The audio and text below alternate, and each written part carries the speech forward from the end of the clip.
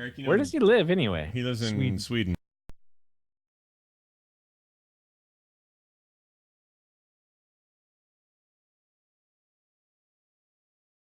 All right. I would feel like it's like moving from Maine to Chicago. Oh. Well, see? You know better than me. He was from where again? Iceland. Iceland. That's like the hipster vacation spot of It is right now, isn't it? Yeah. It is. Like all my hipster friends have gone on vacation. My sister too. She thinks it's the greatest all my thing in the hipster world. friends are coming over tonight. We got one. Oh, Brian Brushwood. There you go. One hipster friend. All right. Well, here we go. I'll count it down. We'll do this thing, and then everyone can go about their way. Compete against during the quiz? Me. You. Oh yeah. You know what? I'll ask. Judge the points. I will do Tom. It will not be a conflict of interest. I will ask Tom those questions. I think that'd be funny. All right. Here we go. It begins in 3, 2, 1. I have Current Geek! Aha.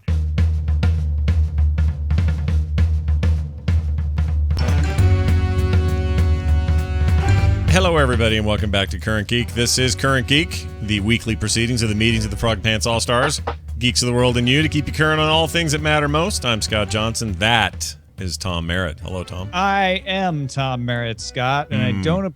Oh, you didn't say otherwise. So, yeah, okay, fine. good. Fine. Well, can't refute that. I'll tell you what. Once again, I can't argue with you. No. Here we are. We're doing this thing we do. It's a little weird today because we're down a guest. We usually have two. Man and down! One of them is asleep. Somebody go kick down Brecky's We actually door. don't even know if he's asleep. Well, we don't know. Poor Brecky Thomason agreed to stay up extraordinarily late in his part of the world to be on the show. Yeah. He also stayed up late to do Daily Tech News Show earlier this week, and he stayed up late to have you and Brian Ibbett on his movie podcast earlier this week. I think that's probably enough to make a we guy asked sleep. too much of him. I agree. And he bit off more than he can chew, really, if you want to get right down to the nuts and bolts of this. But that's okay, because we have another guest with us. We have the very talented. He works at Nickelodeon, but he makes really cool stuff on the side also. He used to do a show with me about apps. You guys remember that? App Slappy? Oh, yeah, I do. It's Eric VanSkyhawk, everybody. Hawkito, welcome Hello. back. How's it going, man? It's going well. I'm super, super busy, but it's good to be busy. Well, good. I'm glad you're busy, and I'm glad you had enough time, though, to take out and hang with us. That makes us happy. It was a close one, but I made it. All right. He really is, though, you guys. But like running around directing shoots. Like you're sitting around your lazy butts watching TV and you see a commercial come on and you don't even know the work that went into what he did. Amazing. Exactly. All right. Well, let's jump straight in, folks, to the big top of the show. Something like that. Herbert Hoover, Secretary of Commerce in 1922, finds infant radio facilitates news gathering, as do many others in high public office. Tom. Amazon launched a $9.95 a month all-you-can-read subscription service today. Includes more than 600,000 ebooks and some thousands of audiobooks, which means less than 10,000 probably. Yeah. Lucky Boy 505 caught the leak of this earlier this week on the subreddit, currentgeek.reddit.com. K-Boughton1 is the one who nabbed the actual page that went live for real. So answer me this. Do those 600,000 books, which sounds like a lot, but I'm guessing in the larger scheme of human history, that's not really all that much. Does this include like new titles? Like when George R.R. Martin comes out with Flying with Monkeys in the Song of Ice and Fire series, is that one going to be on there? And can I just go straight into the new big releases like that?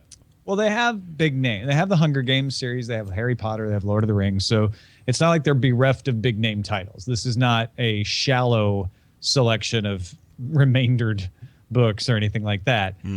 So they have some deals with big publishers. Not every title from all the big publishers is in there. Tell you what bothers me about it is that if you are an independent publisher who publishes on their own, you're not with a publisher, you have to give Amazon an exclusive right to sell your book if you want to be included in this service. Oh. I don't like that.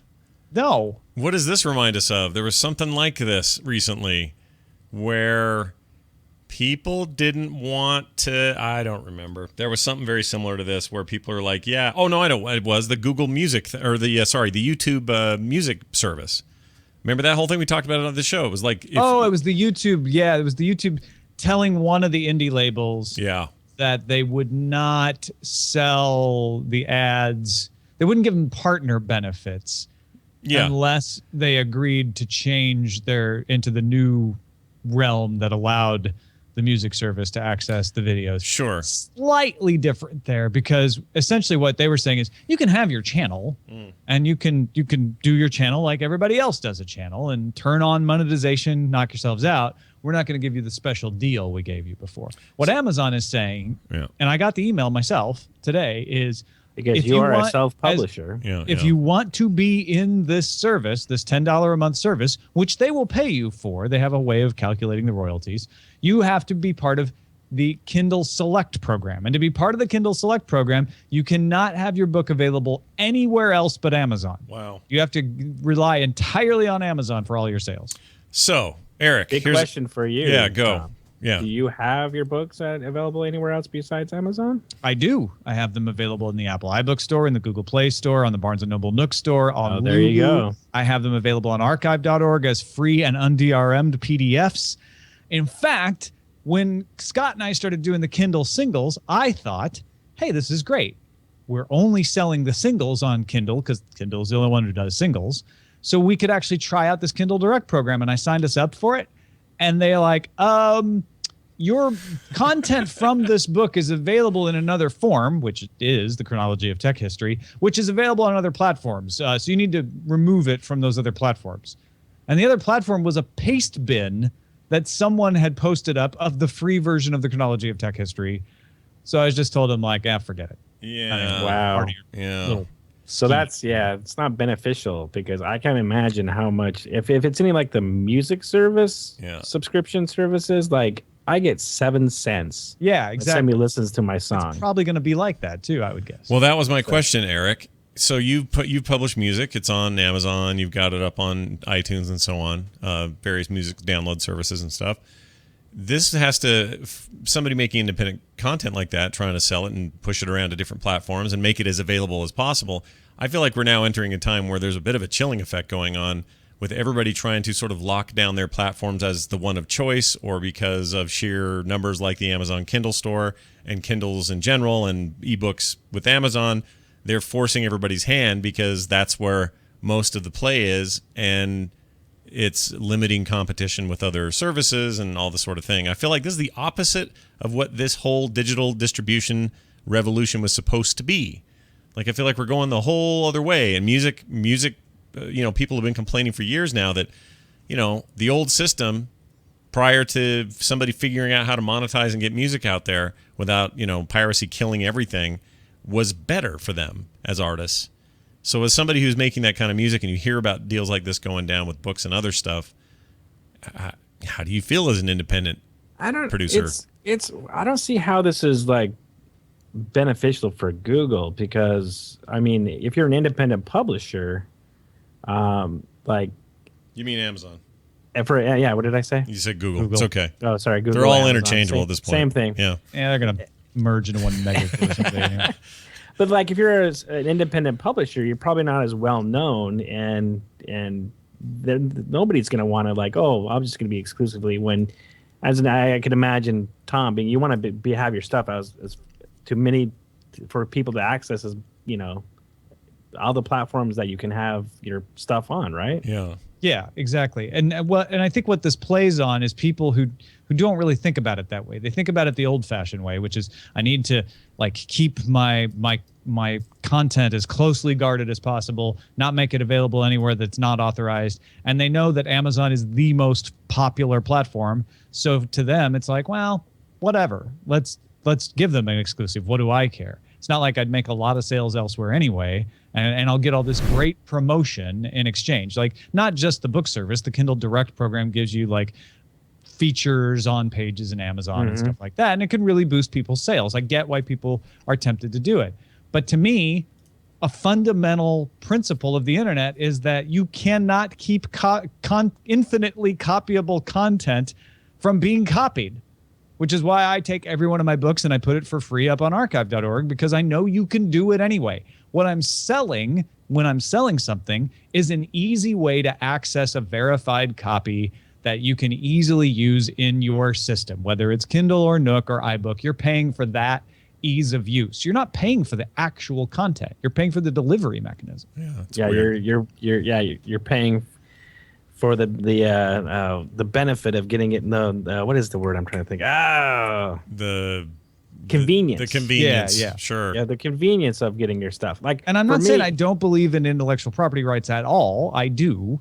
But I think you should, and that's why I issue these things with a Creative Commons license, which does limit what people can do with the property. But I realize that you can copy all this stuff anyway. So it feels like Amazon's like trying to play it old school. Like, we're going to hoard the content onto Amazon. Yeah, they're doing this stuff in general. How about but if let's say you're Weird Al Yankovic and you've got a whole bunch of new songs to release, how do you think he's doing these days? Well, Dude, he's selling them on He's so interesting what he's doing with his videos. Have you noticed? Right. Oh, that he's yeah. releasing a video a day? Yeah. every But day what's- for 8 days. Yeah. Yes, but do you notice it's through a different platform like at first it was Vimeo, and then it was Yahoo, and then it was like Well, in fact, Eric, he released Tacky, Yeah. which was a parody of Pharrell's Happy on the Nerdist. Yeah, which Yeah. is this right here. Go to see a show, but I'll make you pay. Anyway. Word Crimes, a parody of Blurred Lines by Robin Thicke on Vivo, his own Vivo channel. Foil by a parody of Lord's Royal on College Humor. Handy, a parody of Fancy by Iggy Azalea on Yahoo. And Sports Song came out today, which is a parody of a fight song from a college of unknown origin, which was on Funny or Die. So he's got 3 more to go. I'm interested what other platforms is he going to use? Yeah. But that's like so. I think that's so smart of him because he's just like, I'll use them all, and and it's like he's killing it. Yeah. Seems to be doing fine. He also doesn't seem to be aging. I don't know what's going on over there. He made a deal with Dick Clark's Devil or something. Something, man. Dick Clark's Devil. The thing about that Tacky, that was a one take. Was it?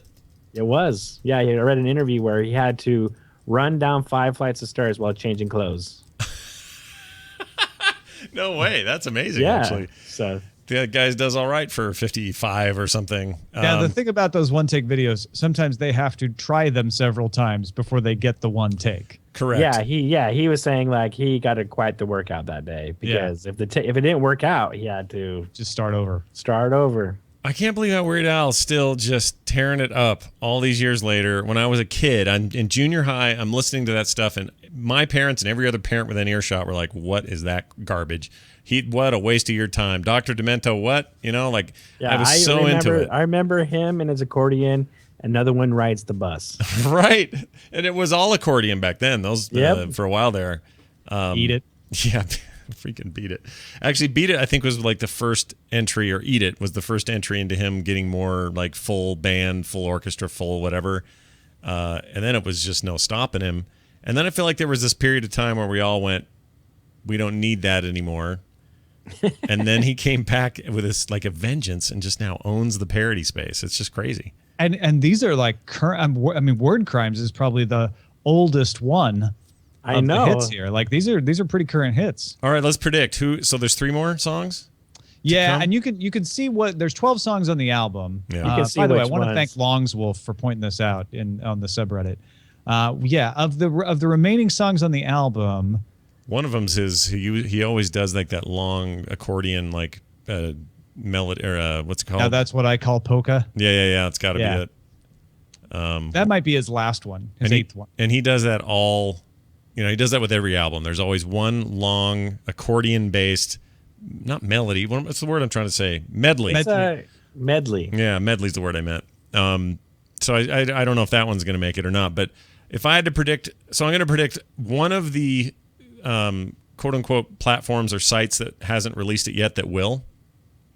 I'm calling it. I'm going to say BuzzFeed is one. And I'm going to say I think they Reddit. have a Vimeo. video platform of their own. No, I don't know if they do or not. I think Vimeo They do. is probably going to be one. Could be Vimeo. Yeah. I think Yeah. Reddit could do something. Reddit doesn't have its own video platform. No, that's true. BuzzFeed does. BuzzFeed has their own. Okay. Has YouTube released the... Well, YouTube doesn't have a YouTube. They did it. The Nerdist channel was the YouTube channel for Nerdist. Oh, and he right. released Yeah. it on his Vivo channel on YouTube. And Vivo's also, yeah. I mean, I wouldn't be Daily surprised. Motion, It could be Daily Motion, sure. some channel on Daily Not Motion. going to be Break TV. That's all boobs now. What's that? Frog Pants. This Oh, it's gonna weekend. be Frog Pants. Yeah. Twitch. Yeah, Twitch. If he Be does live. a game-related one, it could be. But he has to be Yeah, playing I a don't video think game in I it. don't know if there is. Inactive is my guess for one of the next two. Okay. It's the Radioactive song, but really inactive, really inactive. He's going to be sitting on a couch a lot, is my Yeah. guess. All right, well, there's that. That's exciting. Way to go, Weird Al. Weird Al. Continue to be weird You've because you're stolen our awesome. hearts again. We love you. Meanwhile, a recent panel of NASA scientists remarked that telescopes might find evidence of life out there in the next 20 years. Recent projects like the Kepler telescope, the Dark Energy Survey, and the Very Large Telescope have made some good progress detecting planets and atmospheres. Future projects like the Transiting Exoplanet Surveying Satellite and the James Webb Space Telescope are set to launch in 2017 and 2018 and might be able to tell more about the makeup of the atmosphere, whether there's carbon dioxide or oxygen or how much water there is. And Administrator Charles Bolden thinks they might be able to tell if there's life. I have this. I've had this long-held prediction that when we do find life, that they will be like Stargate civilizations, way, even Star Trek did this, but way underdeveloped. We're going to find out that we were ahead of the game for some reason, and they're going to be. That's why we haven't heard from any other civilizations, because we're first. That's part of my theory. Not that we're But first. there's the theory that I heard on Cosmos where we're so behind that we're being messaged by other people, but we don't have the technology to understand what they're saying. Oh, wow. More likely. I thought you meant they were just dinking with us. Like, they'd send us a message like, you don't like Iraq very much. And then we kind of, yeah, we don't like them very much. And, we're being manipulated. We don't realize we're getting a message from outer space. Yeah. You should have conflicts more often. Like subliminal something where they're No, testing Wouldn't that us. be nice if all of our wars were to blame for extraterrestrials? Well, it'd sure take the load off, wouldn't it? Eventually we'd be Yeah. like, oh, wasn't okay. our fault.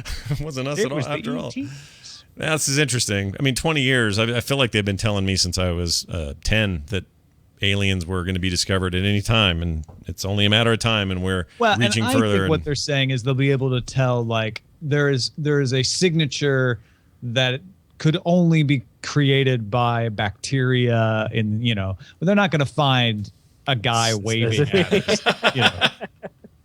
They're just gonna find some like dude. molecules and bacteria and stuff like Would that. you look at that, Beth? I mean, Humans. if the universe is effectively infinite, it just seems like eventually we're going to find somebody who's like us. I think it's because we're living in a simulation. And the simulation just didn't code any aliens. Okay. Also, maybe in the reality we're in, our particular sub-galaxy, or what do you call it?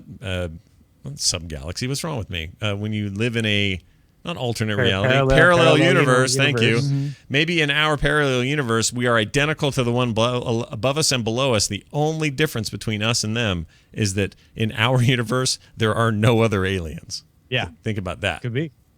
Yeah. Or maybe our universe couldn't parallel park properly and therefore got towed. There's a comic there in somewhere. Yeah, right? someplace. Snorb. All right, we'll get on it. Dutch firm yeah. DFW Europe has revealed that its latest crematorium in Denmark can be run by an operator carrying around an HTC One. Just scan a barcode. That's to make sure you've got the right person being cremated. Push a button on the smartphone and voila, or whatever the Dutch word for voila is, cremation. Well, hold There's an app on. for that. Hold on now. What's the point of this, though? Like, just because What if it's they put the QR code on the wrong, Right. corpse? Got to be careful, sure. okay. Put the The QR same code on the mix-up right. could happen. That'd be like putting the wrong name on it, though. It's no different. That's exactly what I'm saying. So why have that technology? Well, you scan it so you can store the names, and then when you're ready, like Bob is ready to go, Yeah. Bob, Yeah. send him in. And the heat generated is used to heat nearby homes and schools. Okay. That's fine. That's kind of creepy. That's fine with me. That is, I'm You okay are with that. warmed by your loved ones. No, that's like astronauts drinking their own reconstituted pee. That's fine with is. me because we're good at it. But what bothers me most is just that how much more convenient is this than pushing a switch? Shove Bill in there and push the switch. Why do you have to have the app? Push the switch. It's like the light bulbs, right? Instead of walking over, I got to walk over there and push the switch, or I have to push that particular switch. You just sit back and be like, time for a joke. So lazy home automation ideas have gotten into the crematorium business. All right. Time for Hans. I like the idea of heating homes. I'm all about reclaiming energy from weird sources. I think that's fine. No, apparently, in all honesty, according to the Engadget article, it does create efficiencies and power saving and stuff like that. All right. Well, we're in then. Dutch, way to go. The Dutch. That's my ancestors. Tell me about... There's the word Borderlands 2 is in here, so I can't wait to hear what this is about. This one is from a submitter on our subreddit. And by the way, It's from Nicole. Yeah. It's from we've been Nicole. getting more and more submissions on our subreddit, currentgeek.reddit.com, and it's incredibly helpful in picking cool stuff for the show. Yep. I can only read this submitter's name this way. Surprise Truck! Pointed us to an interesting article detailing and demonstrating the problems colorblind players have with some video games. It's not just that the art might not look as good because you're not seeing all the colors, but certain interface elements are Sure. problematic. The baseball that turns red so that you know what kind of pitch is coming is one feature of a game that someone who can't see red doesn't get anything out of. Sure. And in Borderlands 2, weapon rarity ranking was delineated by blue, purple, and magenta, which all look the same to the colorblind author of this Kotaku story. Talked to a guy at Blizzard whose name I can't use because I'm not supposed to, but he works with let's say he works in and around the Diablo team. And they said the reason that they went with the color choices they did for their epic colors is because they're the most distinguishable across most of the spectrums that most colorblind players have an easier time distinguishing between, if that makes sense. And a lot of games try to do that, and some games have built-in modes where you can switch it, and things get real weird for me where I don't have color blindness, but for them it makes a much more, cohesive gaming experience. But even they're like famous game journalists, like Jeff Gerstmann over at Giant Bomb used to be at GameSpot, totally colorblind, yet one of the most avid gamers in the history of ever, and yet he's still somehow able to make it work. So being able to see what they have to deal with is pretty enlightening, because I have no idea what this must be like until you see something like this. Well, that's what's cool about this Kotaku article is they have graphics that to colorblind people won't look like they're doing anything. Yeah. But they change between the actual version and the version that only shows the colors that colorblind people can see. Yeah, look at and you that. can tell, like, wow, stuff just disappears. It's hard to see, goes away. It's really interesting. Yeah. Eric, you're not colorblind, are you? I'm not. I thought you were. Who do I know that is? Somebody we know that. we hang I out was just with. born with cataracts. That was my big thing. Oh, that's right. Oh, you and I share the whole cataract thing. That's what it is. Are you It's Scott just that Johnson? I make your I've just- eyes. I've just had them for 44 years, and you just You were born with them, right? Yes, I was. And then you got that weird left eye now that's like weird, right? Like it sees Yeah, things well, but doesn't. Yes, you know what that was like, right? Yeah, they call it visual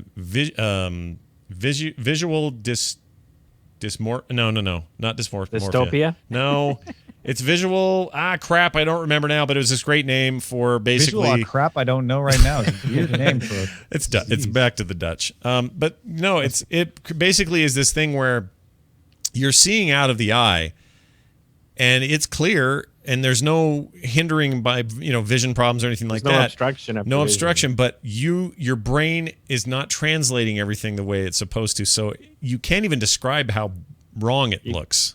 Yeah, because it's your brain hasn't made a connection with the eye, and it's not properly Right. decoding the messages or whatever, and you can't describe it. You Yeah. can't draw what it looks Yeah, like. you can't say, oh, it's. I can't like, hey, I'll show you a blurry Photoshop or- file what it yeah. looks like. No, it's unexplainable. I have a bit of that in my left eye. Eric has a ton of that in his left eye. Yeah, I do. So in a way, I guess I do kind of like if I close and just try to use my left eye, I have perfect clarity, but I can tell you right now that my brain is doing backflips trying to just make sense of what I'm doing when it's only got my left eye to work, and it's an odd thing. It was And that's different from the surgery that you had. no, the surgery I had actually made it more intense because it cleared up the obstruction. Yeah. Because that's what it is. It's usually it is like if you have a lazy eye or a busted up eye, and when you're born, your brain just makes what little pathways it needs to it, and then when you correct that through some surgery or something, then the brain's like, whoa, wait a minute, we didn't have this before. We don't have all the hookups. What do we do with it? Yeah, it's and like- in the case of my right eye, where it was my good eye, and then we changed its vision, so I have a different vision in that eye than I did before the surgery. my brain still does somersaults over that because it's wired to think it's at a different distance. So every once in a while, my brain will just go, does not compute, and almost like black it out. It's really odd. It's normal. I mean, and you get used to it as time goes on. It gets better. Although in Eric's case, I think when it's that young, maybe not as well. But the thing what happens is when you're, the developing, they didn't discover I had cataracts until I was 3 years old. Yeah. So it was like 3 years. My brain was just like, all right. After that, my brain is like, oh, I give up on it. Well, because at 3, that's when all your major wiring happens anyway. Like, yeah, exactly. The first 6 months is really important. That's why they try to help the lazy eyes when you're little kids. But anyway, not to make this eye hour with Eric and Scott, but it's an interesting thing because like colorblindness in a way. I mean, you can kind of reproduce that the way they have here on Kotaku, and show you kind of what people are dealing with. But in the case of this ocular whatever the hell it is, you can't. There's no way to draw it, write it, create it. It doesn't exist in the human realm. It's really weird. Anyway, that's all I'll say about that. Thank you for joining us for that. And thank you, Surprise Truck. Great name. Thank you. This episode is brought to you by Dr. Ocular. Dr. Ocular and Squarespace.com, where you can use the code CURRENT for 10% off your account. I don't know if you've spent a lot of time on Squarespace, but I like it because you can go there and you can get this trial going. And you say, man, I will hope my site looks okay on a tablet or a phone. And turns out it does because this responsive design stuff's built right into these templates now, which is super easy and convenient. It's also nice to be able to have the tools you need to create an online store, a blog, like a portfolio for a photographer or something like that. Be a great place for Eric to put his music, for anybody to put anything. Try the trial. I don't know, Scott. Yeah. I mean, sure. Do I use Squarespace for TomMerrittBooks.com? Yes. Yes. I do. But do I use Squarespace.com for cordkillers.com? Sure. Yeah. Do I use Squarespace for swordandlaser.com? Okay. Yeah. Yeah. You're all running out of sites. But I'm just saying. I know. And that should tell you something. Tom Merritt, the great Tom Merritt, uses a whole lot of Squarespace, and so should you. Get the free trial. Won't cost you a dime to try it out. Don't even ask for a credit card. You just do it. And if you like it and you sign up for good, use the code CURRENT at checkout. That's going to save you 10% at squarespace.com. Go use them now, because they're awesome. In case you missed a look at one of the best-dressed beauties of the early 20s, here's another look at her. Had enough? Well, that was the appropriate use of that bumper for the first time ever, wasn't it? Holy crap. Thor is now a girl. What? Now, don't get... Actually, Scott, Thor is just a term applied to the person who wields the hammer. Yeah, you're right. That's a point to make. I don't know if that actually doesn't contradict what you just said. It's important to remind everybody that we now have decades under our belt of stunt comic bookery, I like to call it, where Marvel, DC, and others have done weird stuff. I would remind everybody that Thor was a frog at one point. So if you think it's weird that Thor is a girl, Thor was a freaking frog. And what's the horse-faced guy that they're talking about in this time story? Beta Ray Bill. Oh, right. Beta Ray Bill. Beta Ray Bill picked up Mjolnir, mm-hmm. or however you say that. Right. And was Thor. Right. And the guy who's normally Thor, when he can't pick up the hammer, which is apparently what's going to happen in this new series, is no longer Thor because he can't wield Mjolnir. Yes. Mjolnir cannot be wielded. Mjolnir. Nope. Mjolnir. I put it in chat as well as Skype. You guys can see this frog version of Thor. I just think it's important to always bring that up. The Frog of Thunder. Is this the inspiration for Frog Thunder? No, but now that you mention it. This idea that any of this stuff is permanent, it's stunt comicking. It's what they do. Superman never dies. He dies and they make a giant deal out of it and then they bring him back. Batman doesn't break his back forever. They do that for a bunch of stunt issues, and then they bring him back. Spider-Man gets possessed. I don't want to give anything away, but Spider-Man gets possessed by somebody you would never suspect for a whole year of issues, and then they reset it. Steve Rogers, a.k.a. Captain America, how many times has he died, and how many times has he come back? Like, people freaking out about this right now because they think it's some weird PC move by Marvel. I mean, they're right in that Marvel knows how to push everybody's buttons, but we all need to be a little historic about this and relax, because this is comic books. It doesn't mean suddenly Chris, what's his name, who plays Thor in the movies, Chris Hemsworth. He's suddenly not going to just be replaced by, I don't know, some lady. And if he did, oh well. Again, it's comic stunt casting. It's what they do. So none of it. People are getting all worked up about it. They're either yeah, Marvel being progressive, or they're, oh, Marvel, way to kowtow to the liberal media. It's neither of those things. It's just them making stuff to sell comics. I actually do think this is the least bad example of some kind of stunt. I mean, it obviously is a stunt because you don't have Odinson wielding Mjolnir. Right. And that's the same kind of stunt they had with Beta Ray Bill and the Frog Guy and whatever. This is actually more understandable. I think, and I'm interested to see what the storyline is, but it sounds like something happens where Thor can no longer wield the hammer, and this woman, and we don't know who she is yet, finds that she can. And remember, the Hulk can't. Like, you have to be worthy to wield the hammer. Not just everybody can pick it up. So they've come up with a real reason. They said, this is not She-Thor. This is not Thorina. Like, this person picks up Mjolnir and becomes Thor for a while. Now, they said they're being cagey because they don't want to tell their story. So they're like, for the foreseeable future, she will be Thor. But they also indicated in this Time magazine article that we will see the old Thor back again. So yeah, it's like 6 to 12 issues. The fact that she's a woman is almost immaterial here. Right. No, it's just a part of a storyline. Again, I'm part of this is on Marvel making a bigger whoop than there is. But Thor, did Thor go on sabbatical? Is that what's going on? No, So they haven't spilled the beans on what the story is. I know. Something's going to theories, happen. Yeah. Probably he gets a research grant. I'm thinking. That's it. Of course, that's it. And so he has to go on sabbatical, and and Natalie Portman walks in and is like, "Is this yours?" And he's like, "Oh my gosh, you're wielding the hammer. You're Thor now." I was gonna say, what was I gonna say? Now I already forgot. Oh no. So on the heels of this, so Marvel's been doing this crazy thing all week where they did that on the Colbert Report. That's where they announced this thing. Very next day, I don't remember what show. No, The View. Sorry, The View is for Thor. Colbert Report was that Captain America was handing his shield down. I forgot his name, but to the Falcon, the character who is the Falcon in that universe. If you saw Winter Soldier, you saw the Falcon in Flesh and Blood, and everybody's talking about how now we have our first African American Captain America.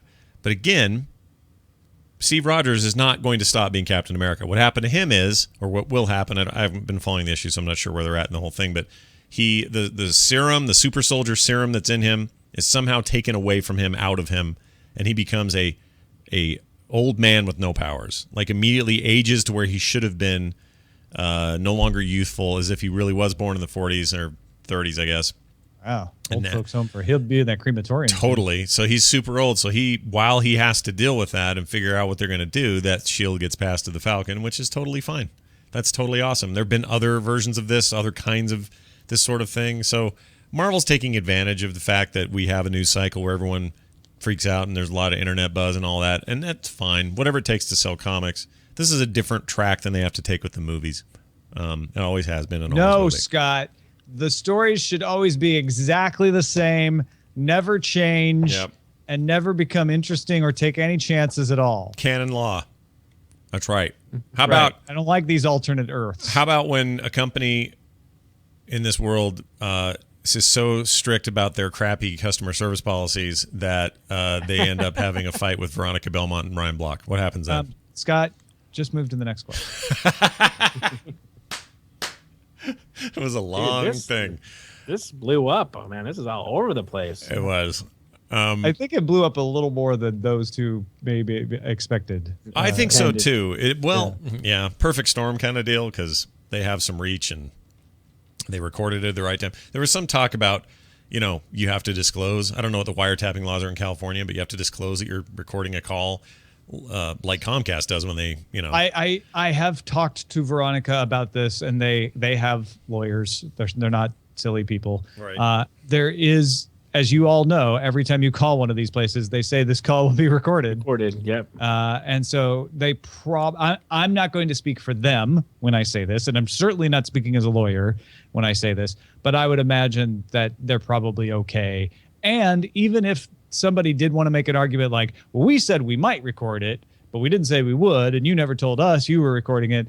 Comcast is taking the opposite tactic in this. They are backpedaling fast, saying that is not an example of how our customer service should behave. That is not how we train people. We apologize. So Comcast is actually doing the right thing in post call being put on there. I guess for those who might not understand what we're talking about, there was a 8-minute recording of Ryan Block trying to cancel his Comcast service that made it onto the internet, and a very persistent customer service rep trying to get him to explain why he was canceling it, and Ryan's resisting giving him any reasons why, just saying, we don't want the service anymore, just cancel it. Yeah. And this is a recording that happens 10 minutes after the call started with Veronica just trying to cancel the service. The one thing that Veronica told me that she did want people to know is she had given him a reason. When he asked, why are you canceling? She said, because we've moved to a new place, and in the new place, we already have new service set up, and we just need it canceled in the old place. We're not living there anymore. Yeah. That wasn't good enough for this guy. Yeah, he really pushed it.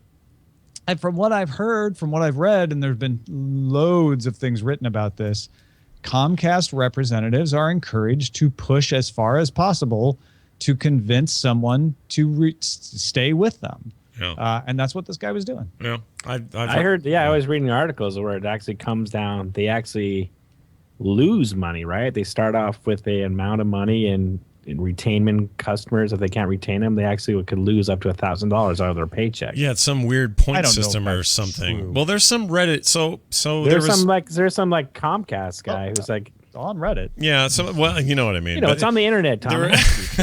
There was some dude on Reddit who showed some pay stubs and showed he doesn't work there anymore, so who knows what his state of mind is. But he took pictures of some stuff that sort of indicated that they have a point system or some kind of scale.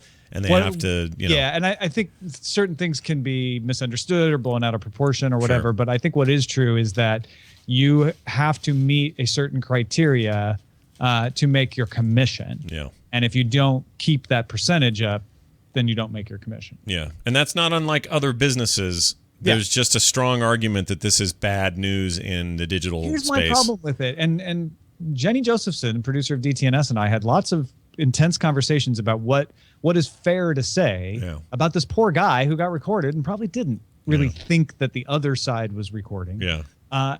And that's that Comcast is using your service call that you have to make. You're a captive, right? Right. To sell you something. Mm-hmm. And that's what annoys people. And they're not just using it to sell you something. They're being aggressive at it. Yeah. And I don't know if they would be like that if they had effective competition. Yeah.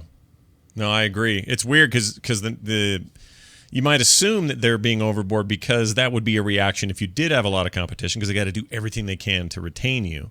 But they also wouldn't want to risk you going and complaining about it, right? Right. There's a lot more PR to deal with. Be like, don't sign up with them. They'll never let you go. Yeah. But if you don't really have much of a choice, then when you're canceling, they're like, well, we're fighting against nothing. They're not going elsewhere. Although in this case they were. Yeah. I think the attitude is usually if they're canceling for nothing, and we can always be better than nothing. That's true. Things are always better when they're not nothing or something like that. I think that was driving him nuts. Oh yeah. No, I just hearing him. Oh my gosh. I was just like, man, that was painful for me to listen to. I could not actually quite make it to the end. Has there been comment from him, or has it just been radio silence? He did an interview with Vice.com because Vice emailed him kind of before it blew up. Yeah. And then as soon as it got big, they didn't want to look bad. They didn't want to make it worse than it was, so they were just kind of keeping it cool. I don't know if he's made any other contacts besides Vice. He may have. And to make it clear, Veronica and Ryan have openly said we don't want this guy fired. No, we just think this is a systemic kind of cultural issue at Comcast that's bad for customers, and it's got nothing to do with not just Comcast. No, it's a lot of people. No, it's like, I mean, isn't Comcast rated as one of the worst customer service companies along with Time Warner and stuff like that? Yeah. Yep. They always are, aren't they? What's weird though, it's funny. I live in this strange bubble because in Utah, people love Comcast here. And I think it's because there's a lot of fresh fiber stuff and a lot of infrastructure work they've done here, and service is really good. I have amazing service, and I have anytime I've ever had Comcast. They were always quick. They are out here installing when they said they would be. Prices are good. There's competition. Maybe that's why. So, Tom, your whole point is maybe a good point here because there is actual competition in the Valley that people could go to as alternatives to Comcast. Makes a big difference. And it really does. So here, we all love it. But I know the bigger picture, and I know it's not as simple as that. And in some markets, especially in big cities on the coast, it's not that easy. So anyway, it's an interesting thing. If you haven't been following it, just search for Comcast customer cancel something on Google, and you'll be barraged with a lot of good information. You'll find it. You'll run into it. You won't be able to avoid it. Here's what you shouldn't avoid, too. You shouldn't avoid going to the frogpants.com/store link, because there you'll find the current Geek pint glass featuring Chewbacca riding like a schoolyard thing. I forget what those are called. Hobby Ducky. horse, duck. Duck. Sounds weird, but it looks really cool. I have one. Tom has one, and many of you have picked them up. They're drinking my water out of it. That's right. They're still available at frogpants.com/store. Go check it out. You'll be happy you did. America scores and wins. Oh, Eric. We'll score and win. You're going to be the only... Well, I'm going to make Tom answer these other ones, but you're going to answer... Going against Gavin McLeod? Yeah. Gavel McLeod, I'm sorry. If you were going against Gavin McLeod, that'd be awesome. Yeah. Dig that guy up. He's been cremated incorrectly on a bad UPC. Anyway, what am I doing here? Let's see. We are going to... I thought I had these pulled up. Crap. Okay, here they are. All right. We are going to ask Eric his questions, which are related to... Oh, interesting. What did he ask me to do? Oh, electronic music. Oh. Yeah. Yeah. What is this? You like that. Electronic music. I know. You kids today. So, Eric, you know the Techno. rule. For those at home that don't know, if he gets an answer correct, he gets this. If he gets it wrong, he gets this. The whole time, Tom scores it in a weird way, and everyone wins. Weirdly. Okay, here we go. Eric, here's your first question. What is the name of Dark Punk's first studio album? He may have meant Daft. Dark Punk? He wrote Dark. I think he meant Daft. I think it's just Daft Punk, right? What the name of the album? Yeah. Homework. Maybe there really is a dark Homework. punk band. I don't know who that is. Yeah, no, that's their first. Man, they had one that was just called Daft Punk, I thought. Oh, they did too. I'm going to give you a point for Dark Punk. Yeah. And I'm also going to assume Iceworm wrote Daft. Yeah, and it just looks weird. No, he wrote Dark, man. It is straight up dark. I was trying to give him some credit. I know. That's all right. He's a typo guy. Next question. What electronic music artist is responsible for the song Sandstorm? It's very popular. Are you serious? Yes. Yes, we're very serious. The thing is I do not listen to mainstream electronica music. Yeah. I just gotta put it out there. All You're right. going to lose a half point. You're going to lose a half point. Yeah. I know, man. I'll lose it, but I'm just saying I have no idea. All right. Yeah, that would be incorrect. The actual idea would have been Darude. Although he does get a half point back for saying he didn't have any idea, because he didn't. What did New Order team up with in 2002 for a recording of Blue Monday? Meaning who, not what. who did New Order team up with in 2002 with a re-recording of Blue Monday? I don't know. I'll give you a hint. She's British and she's a she.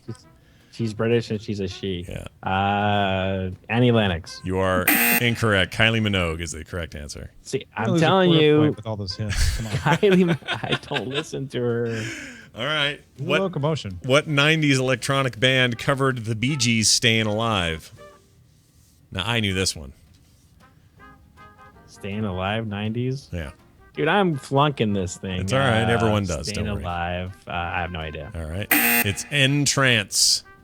Back when they had dumb names for bands in the 90s. In what year did Erasure release their debut album, Wonderland? This goes way back to when you and I were... I'll give you a hint. Yeah, We you were know in what kind of high music school. I was listening to when that came out? What? I was listening to like Iron Maiden and Judas Priest. Really? At the time. Yes. Oh, that's great. I did too, but I went to an Erasure concert, like some kind of... Did you? I played this gotta- at dances. Yeah. It depends. I was in the mood. I was pretty spun diverse. I liked a lot And it of was stuff. probably a real record, right, Tom? Yeah. It was. I spun it right round, baby. Yeah. Let me say 82. You are incorrect. 86 is the correct answer. Oh, Yeah, the year you graduated 87, right? 88. 88. Yeah. Ooh, class of 88. Yeah. Scott, you're 87. 87, right? yeah. Should have been 88. I had one of those summer birthdays where I could have gone either way. Let's see. Next one. What is ATB's real name? I don't listen to him. Then you're going to say no, you don't know. Take a guess. I don't know. Alexander Tan Bell. Oh my gosh.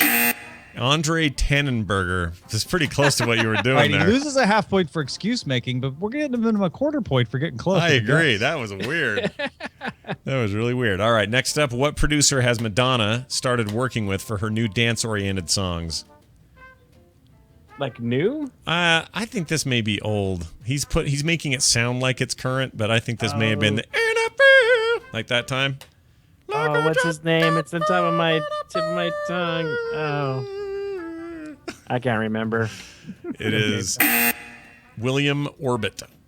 Yeah, I'm that gonna was give you a quarter new? point for having to hear Dude, Scott that do was like 5-6 years ago. Dude, I should get a point for having to hear myself do I think that. you should get a point for having to do that. That was yes. bad.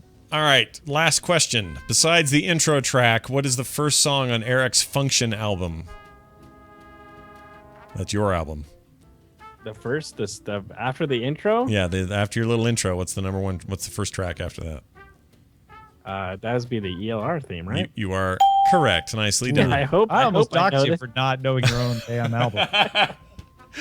It's a good record. People should pick it up. Function on iTunes and Amazon MP3 Function. right now. You'll get like 5 or 8 cents if you go buy Dude, it. like I could name all these artists I listen to, and you guys would have no idea who I'm talking I know. about. Absolutely not. Knife Party. Knife Party. Noisia. Yes. What's the Dead Mouse? Dead Mouse. I know Dead Mouse. That's all I got. I can't Yes. think of anything else. You know, Dead Mouse called my Diablo show, Eric. He did not Yeah, call you. yeah. He did not. I had He- some voice. I had some voice recognition technology. No, shut up. And that's He did totally not- Joel Zimmerman, aka Dead Mouse. I don't have it to Did play, you or get- I would. Huh? Did you get proof? No, not yet. I need proof. I need him to say it. He's not. He didn't do it. It wasn't him. He's dude. a huge Diablo fan. Anyway. I know he's a huge Diablo. It doesn't mean he's a huge Diablo show But fan. that's the voice of the guy. That's the guy. It's not him. All right, fine. We'll have. But this argument goes somewhere else. We'll do this later. Tom, Sorry, do you want? guys. You want to do the? Yeah, let's do Tom now. All right, We'll let Tom. the gavel decide All the right. answers. Tom is going to do Brecky's questions, which were, oh, this is fun. Science fiction movies before Dude, the year. He's gonna hit this out of the park. Well, here's the important part. These are all before the year 1999. Okay. Dude, he's like encyclopedia. This is like- Tom Merritt we're talking about. The gavel answering. not me. Encyclopedia Tom. All right, here it is. First question. What company is responsible for making the computer chips used in Skynet? Microsoft. You are incorrect. It is Cyberdyne Systems from your Terminator movie. What is the name? So wait. The points? Where's the, No. the point? Lost a half point for that. You should know. Only that. a half point. What is the name? Oh, no, he didn't get a point, and he docked himself a half point. So far, this is fair. This is how he does it. What is the name of the drug that is taking over Detroit in RoboCop 2? The white. It is Nuke. Nuke. No, you lose a point there, Gavel, for giving a Cardassian drug. Obviously, not listening to the question. Who provided the voice of Johnny Cab in Total Recall? Nicolas Cage. You are incorrect. It was Robert Picardo, the doctor from Voyager. Yeah, and then you follow up a Star Trek answer by missing a Star Trek reference. That's another quarter point. I love how fair you're being. This is the best. All right. In Aliens, what is the name of the ship the Marines are stationed on? I knew this one. It's not the Botany Bay. No, it's not. Oh, is that your answer? That's the answer. It is the USS Sulaco. Sulaco. I don't know how you say it. Sulaco. Sulaco. What is the name of the stew that Yoda gives to Luke Skywalker in The Empire Strikes Back?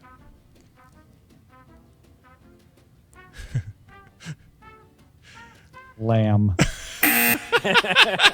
Root leaf stew. Root leaf stew. Yeah, the loss of a point for naming human food. My Come on. food this is. All right. In Demolition Man, what restaurant was said to have won the franchise wars? Taco Bell. Correct. Nicely done. Gain a point. Yeah, nice guy. You got a point. job. In Star Trek II, The Wrath of Khan, what beverages does Dr. McCoy give to Captain Kirk? Romulan ale. You are correct. Nicely done. Good guess. Final Eric is a good guest. I agree. Final question. In 2001, A Space Odyssey, what city in Illinois? Oh, I love this Illinois question. What city in Illinois does HAL 9000 say he became operational in?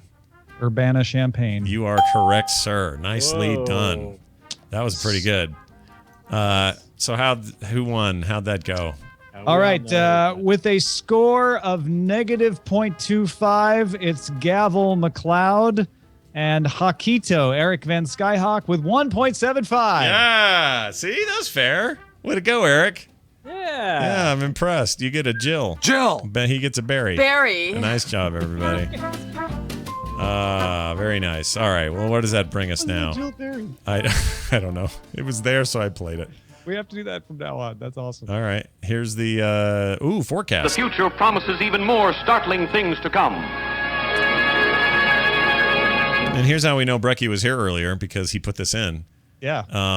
We still don't. Wait, I hope he's okay. We're all being jokey about him sleeping. I hope everything went fine. Yeah, I hope he's fine. Yeah. The great Swedish uprising has happened. Who knows? Anyway, Brecky suggested this for our forecast segment that used to be a show. Now it's a segment. It's about us predicting the future in geeky ways. U.S. television will start playing the British model of short seasons with longer episodes of higher quality production. Think Sherlock, for example, where they do it in kind of chunks of 3, or series will do 6 in a row and then nothing for 2 years while they work on the next series and that sort of thing. I'm kind of a fan of the way Britain does it. The UK does it in general. But I also, I didn't want Lost to be 12 total episodes. I sometimes you want a big, long, meaty show to go on for 6 or 7 seasons. So I feel like there should be a mix. In fact, in a way, haven't we met in the middle with cable shows that are highly thought of, like Mad Men, Breaking Bad, or whatever. They go for like 10 to 13 episodes, Game of Thrones, and so on. Isn't that kind of a step in that direction without completely losing the American model of pound it into the ground until it's dead? Anyone? Besides me? I think what's happening here is not so much that we will change the model of how we determine how many episodes there are, but the reason the BBC does that, as far as I can tell, and if anyone knows different, please tell me, is because they are not beholden to a broadcast rating game the way broadcasters are in the U.S., because they're supported by the license fee, right? Right. So they can say this story needs to be told over this many episodes, or Sherlock, because of the production value we want, should only be 3 episodes per season so we can really make them good. They can pay attention to the needs of the story they're telling over the needs of marketing and ratings. And the reason we always had 26 episode seasons was because that spread them out over the fall and spring seasons. And if you did enough of those seasons, it made a nice number for syndication. Those reasons are going away. Yeah. Syndication doesn't mean what it used to mean. You can syndicate to Netflix, you can syndicate to Hulu, and they don't care how many episodes are in the season. And we're already seeing this with things like House of Cards, with things like Orange is the New Black, with HBO shows, where they sometimes will do an 8-episode season out of the gate because they're just trying it out, or with like Rome, where they were like, we're just doing 2 seasons of Rome. That's it. Yeah. Because that's the story we want to tell. Yeah, that's true. They did kind of end that one on their own terms, didn't they? In terms of, I feel like that. But then again, they got a show like Deadwood, which is one of my favorite TV shows of all time.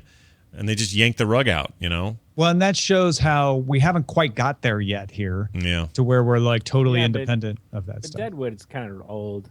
That's kind of like before this whole big TV is awesome thing kind of, Well, they were, 04 to They were on the way up. 6 or 7. It was around.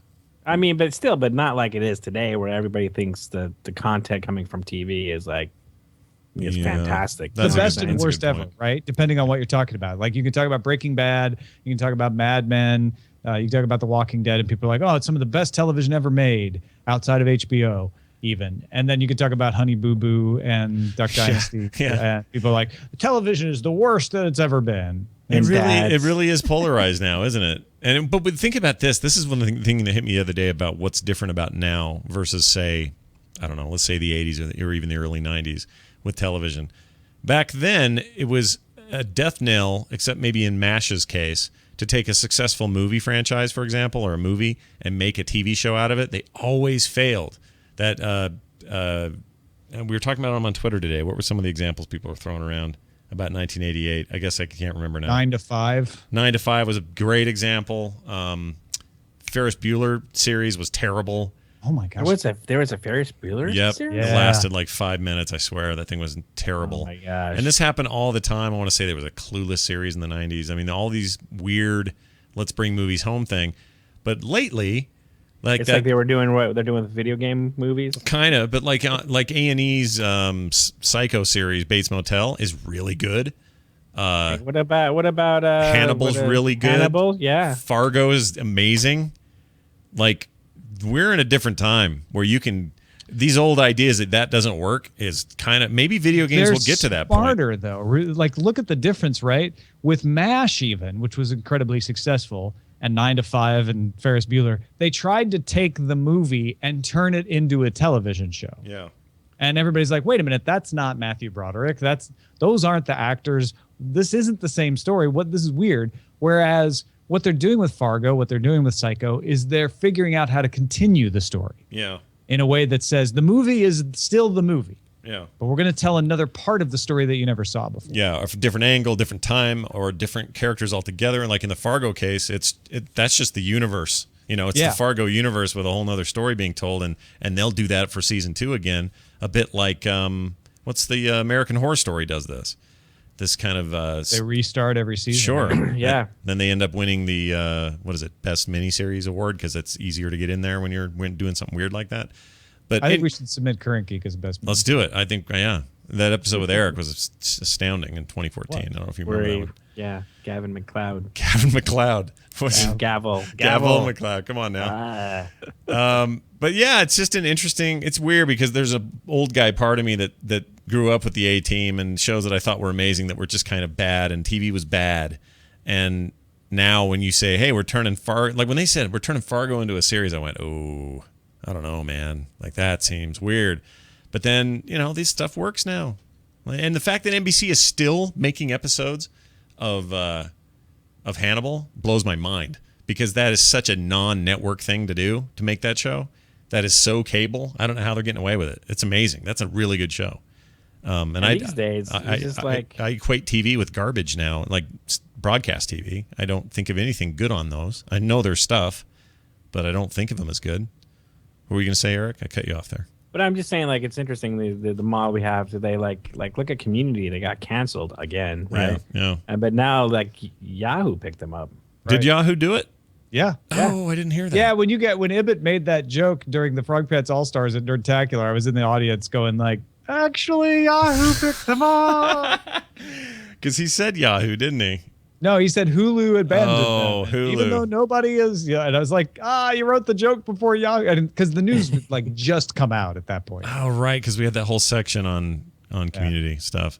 Yeah, I don't know. Way, what a weird time. Alice Doesn't Live Here Anymore. Award-winning film turned into the sitcom Alice. Oh, no way. Really? Oh. Yep. Oh, I didn't know they had anything to do with that. Yep. But then they made Flo and ruined it. Remember that? They had the Flo spinoff. They always gotta take it to the Joey level, don't they? Oh, they do, dude. The worst offender was Dukes of Hazzard and the Enos spinoff. Oh, I don't know. I think After MASH. After MASH was pretty bad. After MASH? Oh my gosh. Remember that? Yeah. That was garbage. What about they had Barney Miller, then they did Fish, right? Yeah, Fish. Although Fish I actually liked Fish. Fish was all right. They occasionally will pull it off. Like Frasier is a great example. Yeah. Frasier was fantastic. Yeah, it was a really good show. One of the keys is doing it before the first show is canceled. Yeah. Because Joey with Friends and After MASH, Joey.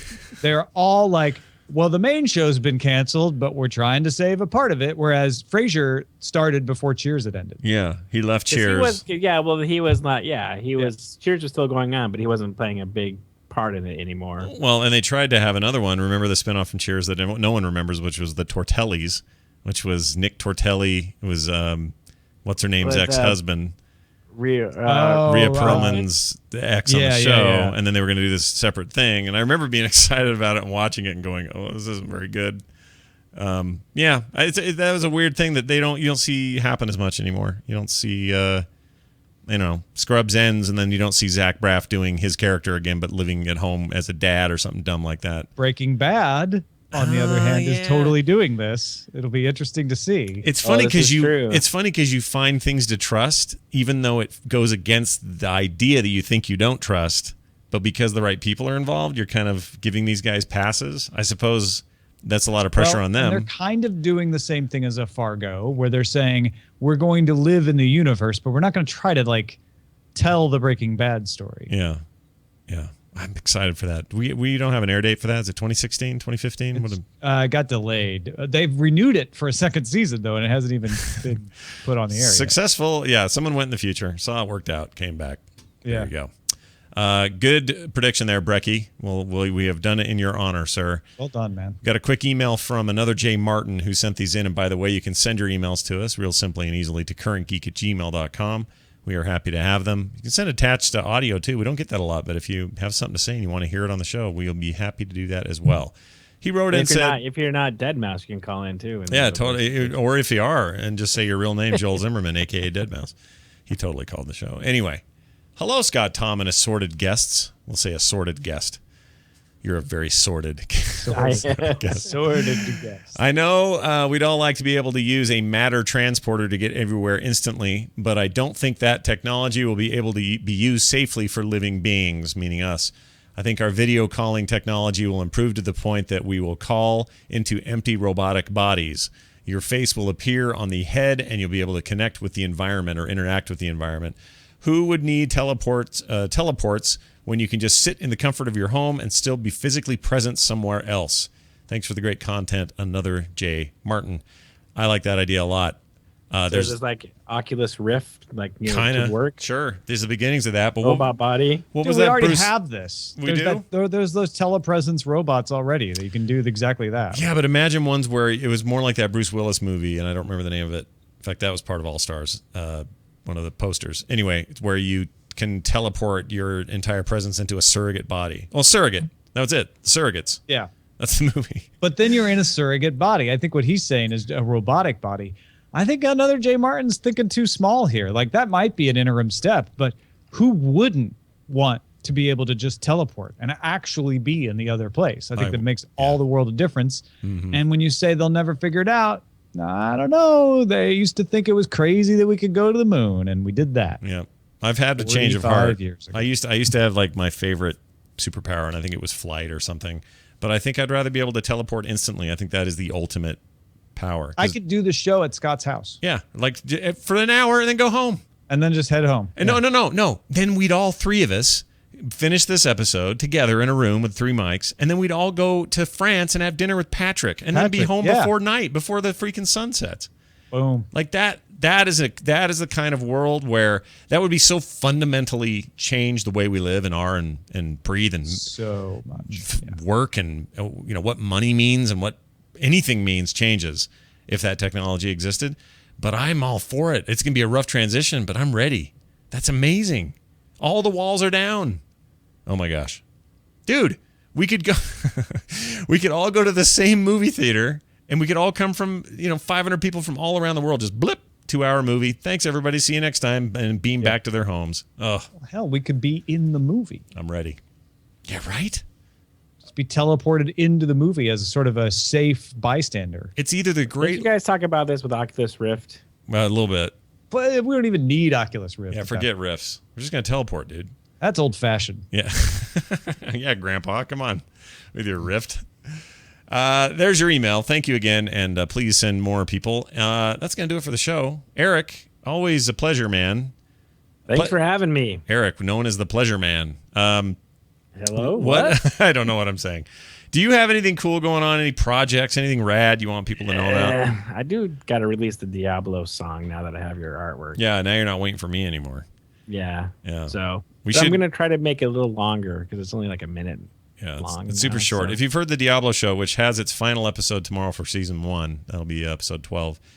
Look at me doing 12 episodes just like TV is now. Anyway, that it'll feature that song again. So when you hear it there, you'll know what we're talking about. And then when Eric puts it up and you can go buy it for a measly 99 cents, we'll tell you where. Where are you on Twitter and stuff? How do people follow you? I am at Twitter at Hawkito, HAWKITO. That's where you can find me on Twitter. All right, do that. Tom, we got any announcements? Anything cool in your world you want to say? Mention? Those Kindle singles are available for free. That's right. If you know where to look. Otherwise, go to tombarrybooks.com and pay 99 cents. We appreciate the support when you do that. And August is coming soon. I got to get that artwork to you. But yes, that's coming soon. Watch for that. Oh, what else? I think that's going to do it for us. Andrew Allen did our theme music. He's awesome. Keys with Soul on Twitter. You should follow him. We're at Current Geek on Twitter. I'm at Scott Johnson. Tom is at Ace Detect. CurrentGeek.reddit.com is our Reddit. CurrentGeek@gmail.com. CurrentGeek.com for everything else. It's going to do it for us, for me, for Tom, and our guest, Eric. We'll see you next time. Bye now. Later.